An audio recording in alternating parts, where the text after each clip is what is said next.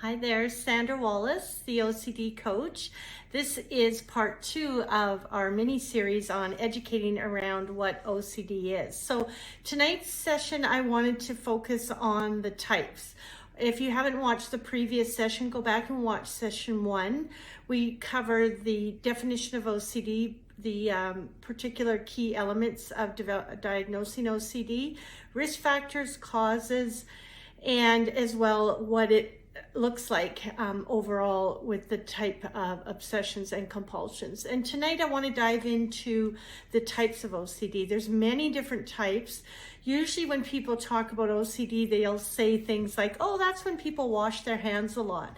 And I know when I was going through my psych nursing 29 years ago, I remember specifically when we had a class on obsessive compulsive disorder, our instructor, that's exactly what he said. OCD, it's obsessive compulsive disorder when people do a lot of washing of their hands. And that was it. That was the whole class on OCD within 10 seconds.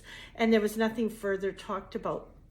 Ironically, at the time, that's what I was going through.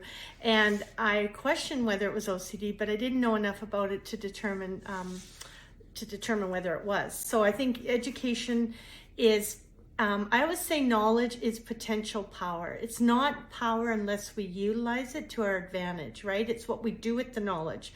And the very first thing we need to have is awareness in order to change. Awareness is the number one thing. Once we're aware of something, then we can do something different about it. So tonight's session is on types of OCD. And I'll start with the contamination one because that's the one that most people look at. Now, contamination, usually the person's obsessions are they're preoccupied with germs or getting sick, or worse yet, giving the sickness to someone else. So they will often avoid public bathrooms, they'll avoid shaking people's hands. Maybe they'll pull their sleeve over to open a door, or use their elbow to flush the toilet, or their foot to kick open the bathroom door. Those are just some of the things that people will do in order to prevent direct contact with their skin. Also, if something drops on their jacket or their shirt, they'll dispose of it instead of picking it up and eating it, because they're worried about germs. And I know that when I was going through my OCD, it was horrific around contamination. I was spending hours a day washing, to the point where all my skin had fallen off because I was washing for so long every day. There was times I would bathe in Javix and Mr. Clean. I would add that to my bath just to make sure that I'm totally sterile. So it's severe. I don't want to minimize it because for some people it's very debilitating. The other type of OCD is hit and run. Now, literally, it's obsessions around driving. So what people will do is maybe they work 10 minutes from home, but it takes them an hour to get there.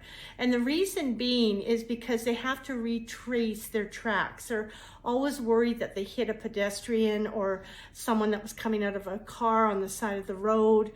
So what they'll do is they'll circle around and keep going back to that specific spot to make sure that they haven't hurt or harmed anyone.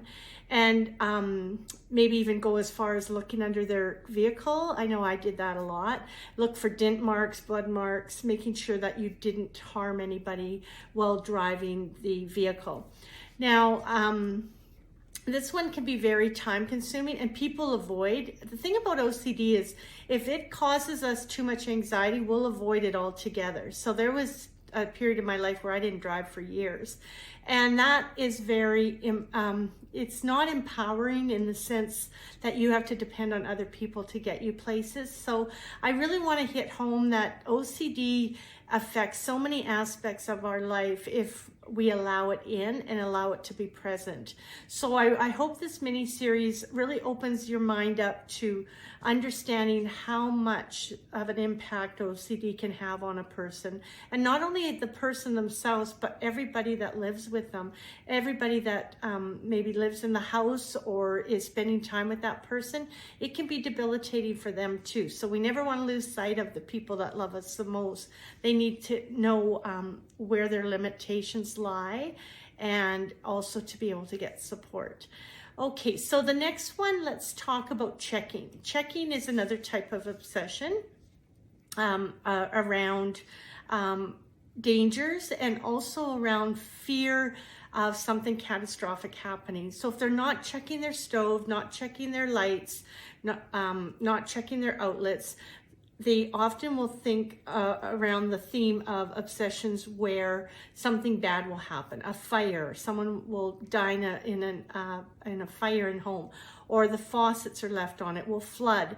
If they're in an apartment, the flood will spread into other people's apartments and other people can get hurt or harmed. So it always seems to end, a lot of our OCD themes end in catastrophic outcomes. But what first happens is catastrophic thoughts.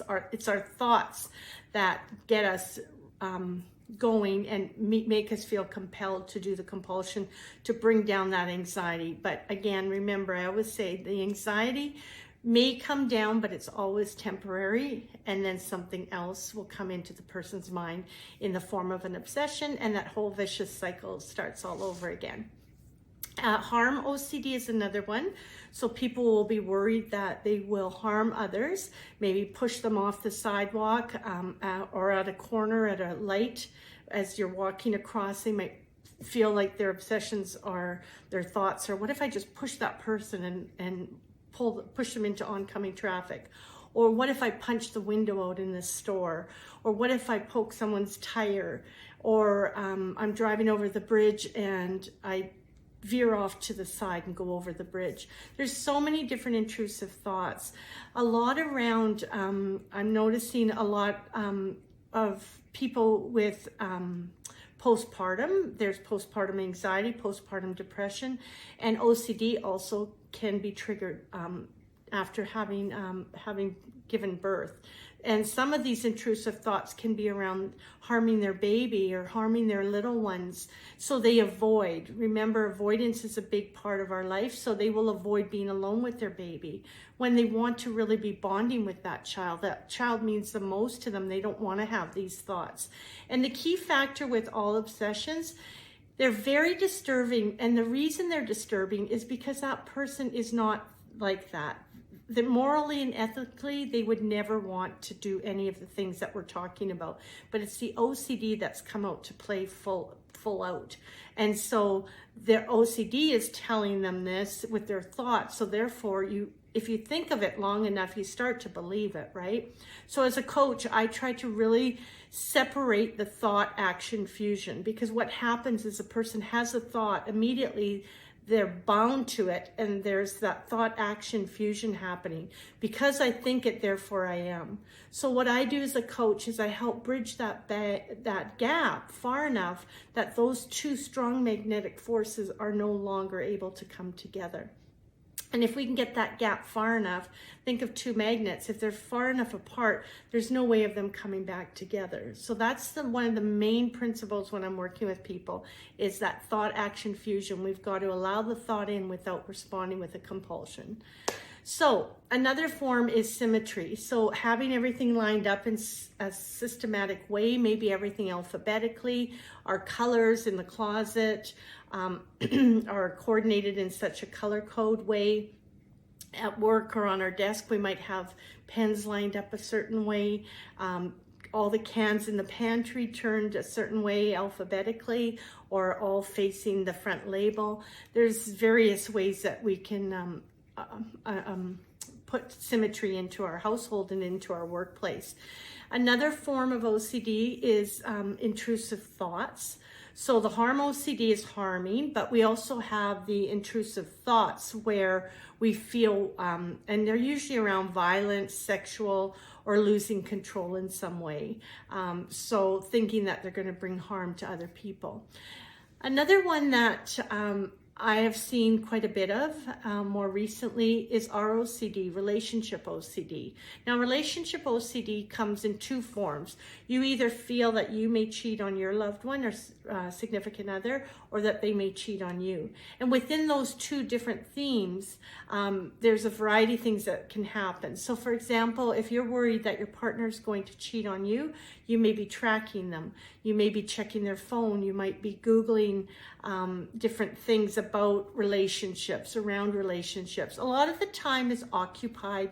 And for OCD to be diagnosed, you have to have spent at least 1 hour doing the obsession compulsion piece. And I can rest assured that most of us have spent ample hours.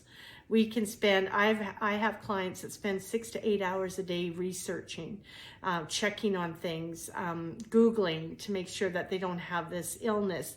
That's another form of OCD where they're worried that they have a tumor or cancer. So they're fixated on that.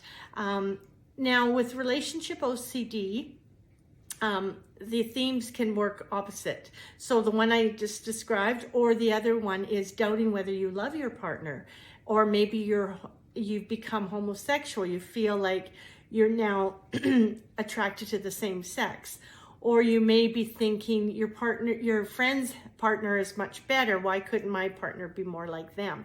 So there's a variety of themes that can happen throughout the relationship OCD, but it's definitely another form of OCD. Sensory motor OCD, where we are focused on our body. So people will be focused on their swallowing. So every time they swallow, they count the amount of swallows.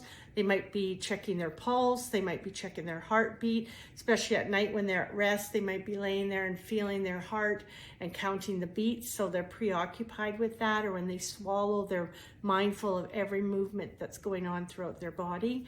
And the other one is scrupulosity, so religious themes, worried about looking at a religious statue and thinking of a bad word. And so there they have to repent or go to their deacon or their bishop or their priest or their whatever religion they are and ask for forgiveness. So they may have to say prayers a certain amount of time, maybe 3 Our Fathers, 3 Hail Marys if they grew up Roman Catholic.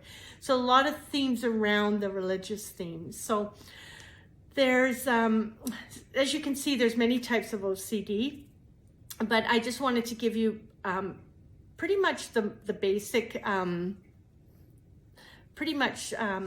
the common themes of types of OCD. So I'm going to leave it at that. And next time we come on, we're going to talk a little bit about, okay, now that we know it's OCD, or we think it's OCD, but again, get properly diagnosed, professionally diagnosed, then we know the types. Now what? What do? We need to be able to follow through and be able to overcome the various types. So next session, I'm going to talk about the #1 gold standard, which I use coaching my clients. And when I'm doing speaking events, I also educate people on the #1 treatment modality, gold standard since the 70s, called cognitive behavior therapy. And within that treatment therapy, is a #1 technique called ERP, exposure response prevention. So I'll get into that in detail next time. So